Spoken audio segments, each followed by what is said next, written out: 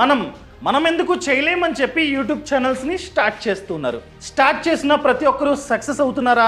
లేదండి. 10 మంది స్టార్ట్ చేస్తే ఒక్కరు మాత్రమే యూట్యూబ్లో సక్సెస్ అవుతూ ఉన్నారు. దానికి చాలా కారణాలు ఉన్నాయి.